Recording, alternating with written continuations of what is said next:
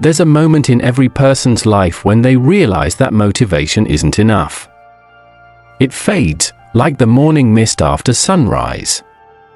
You wake up full of energy, inspired by a new idea, a new plan, a new dream.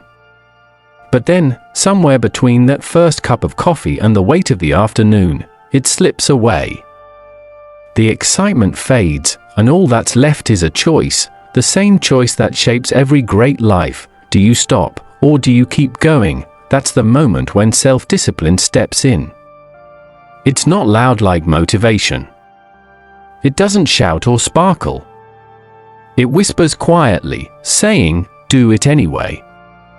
And that simple voice has built empires, written books, healed bodies, and changed lives.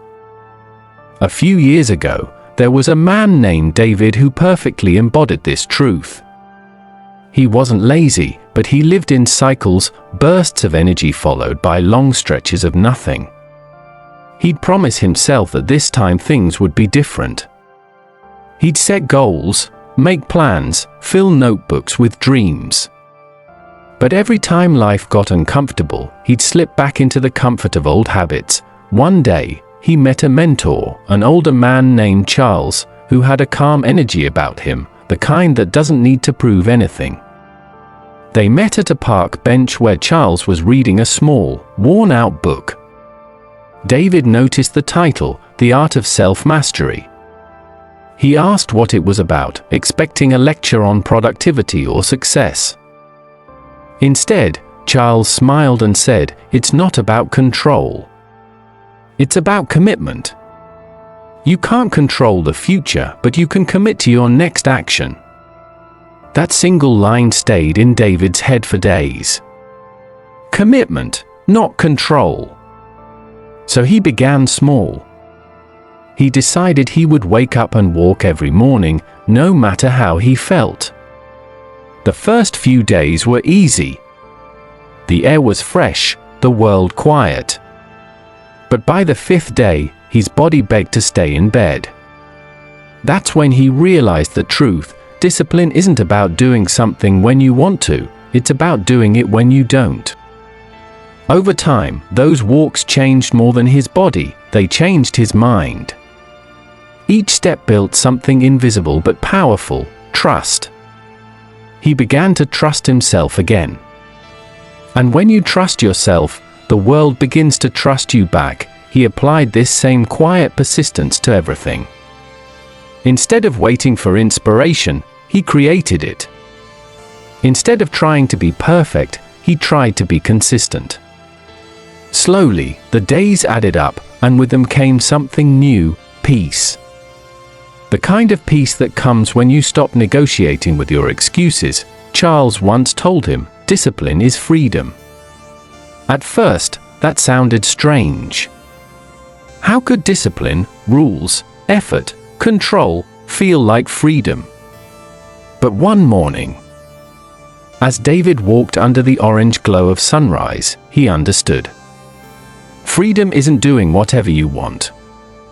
Freedom is having the strength to do what you should, even when no one is watching. Think about it, every goal you've ever wanted, learning English, losing weight, building a business, or repairing a broken habit, every single one requires the same foundation.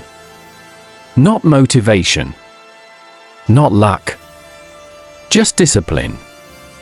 The quiet, daily decision to do the thing, even when it's hard, even when no one claps for you. When people saw David months later, they said he looked different. They thought maybe he had changed jobs or started some new program. But the truth was much simpler, he had changed himself.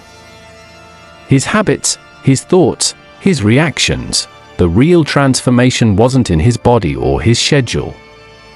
It was in the way he handled discomfort. When something felt boring, he did it anyway. When he felt tired, he took one more step.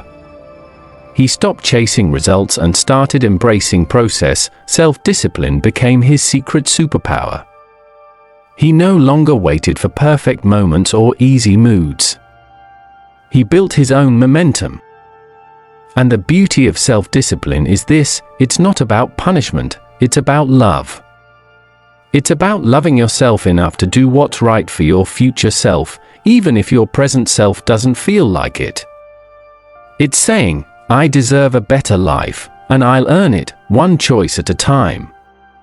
When David told Charles this realization, the old man nodded and said something he never forgot: most people fail not because they lack goals, but because they lack the patience to build the habits that reach them. That night, David wrote in his journal, "Discipline is the bridge between who I am and who I want to be."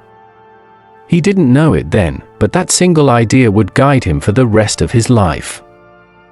Because discipline isn't a skill, it's a muscle. The more you use it, the stronger it gets. And just like a muscle, the growth happens in the discomfort. You don't build it when things are easy. You build it when you're tempted to quit but choose not to. Every morning became an act of quiet victory.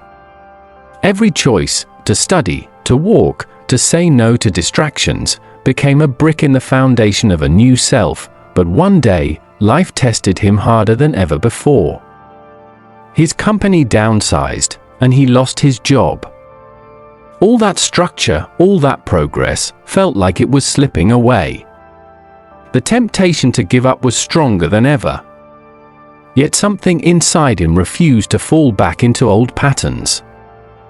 He remembered Charles' words, "When life shakes you, discipline steadies you." So instead of panicking, he built a new routine. He treated each day like training, not for work, but for resilience. He read for an hour.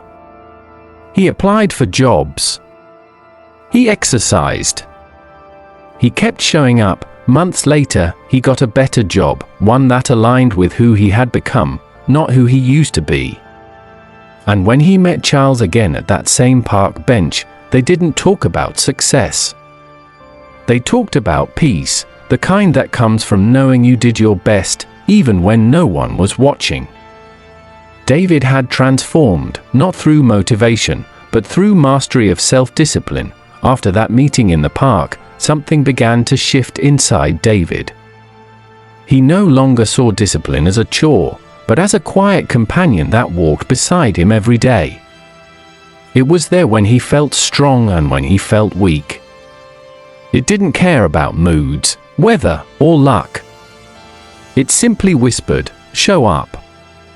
And he did. He realized something powerful. Self-discipline isn't just about what you do, it's about who you become. Every time he resisted an excuse, he grew a little stronger. Every time he kept a promise to himself, he built a small piece of self-respect. And over time, that respect became his foundation. There was a confidence that came from knowing he could rely on himself. It wasn't loud confidence. It didn't need to be seen or proved. It was quiet and calm, like the ocean at dawn. People began to notice it. They said he carried himself differently, spoke differently, even smiled differently. But what they were really seeing was someone who had learned to keep his own word. One evening, as he sat by the window, watching the sun dip behind the buildings, he thought about how far he had come. The man who once chased motivation was gone. In his place stood someone who didn't need to wait for the right time, because every moment had become the right time. Charles' lessons echoed in his mind more deeply now. Discipline is doing what's necessary long after the excitement is gone. Those words hit harder the older he got, because he saw how rare that skill was.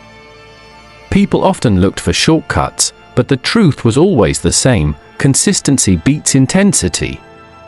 You don't need to move fast, you just need to move forward. He began mentoring others at his workplace, especially young interns who struggled to stay focused. He didn't preach or lecture. He simply told stories about small victories, early mornings, silent efforts. He spoke about failure without shame and progress without pride. They listened, not because his life was perfect, but because his calmness was magnetic. One of them asked him, How do you stay disciplined when no one is pushing you?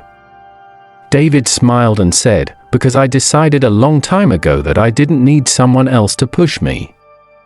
I can push myself. That sentence lingered in the room, and the young man wrote it down like a piece of gold. Years later, David would look back and realize that mastering self-discipline was never really about productivity. It was about freedom. It freed him from the trap of moods, from the weight of doubt, from the endless wait for inspiration. It allowed him to live life on his own terms. He had become the kind of person who could be trusted with his own dreams. That's the ultimate reward of discipline, not the achievements, not the applause, but the quiet trust you earn within yourself. One winter morning, he received a letter from Charles's daughter. The old mentor had passed away peacefully in his sleep. Inside the envelope was the same worn-out book, The Art of Self-Mastery, with a note written on the first page, for David, the student who became the teacher. Tears filled his eyes. He held the book close, remembering their long conversations, the quiet advice, the gentle wisdom. In that moment, he understood what Charles had meant all along. Discipline wasn't about control. It was about love. It was about caring enough to give your future self a gift, the gift of strength, clarity, and peace. He went for a walk that evening, the air crisp and cool, the city lights glowing softly around him. Each step felt like a heartbeat of gratitude. Every lesson he had learned had led to this, a life built not on feelings, but on actions. He thought about how often people underestimate the small choices. The 5-minute walk, the 10-minute reading session, the single act of saying no to distraction.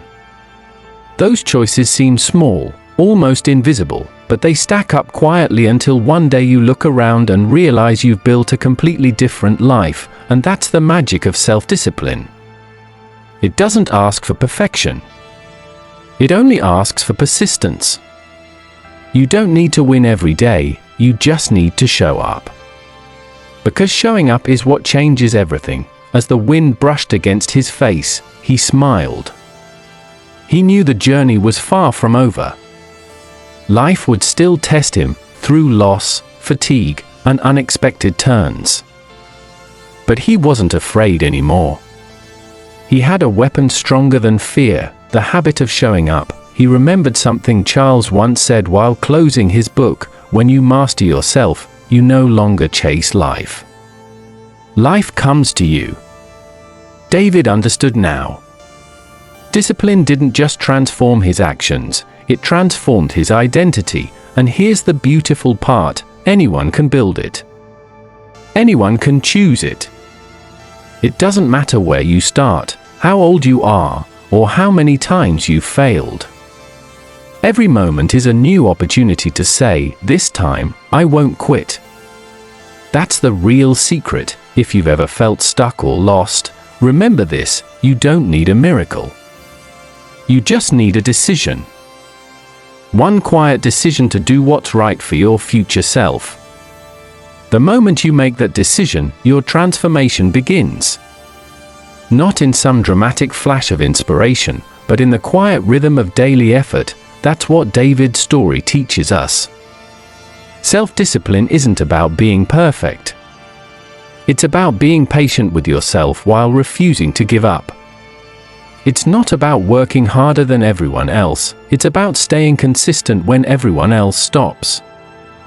And when that happens, something beautiful unfolds.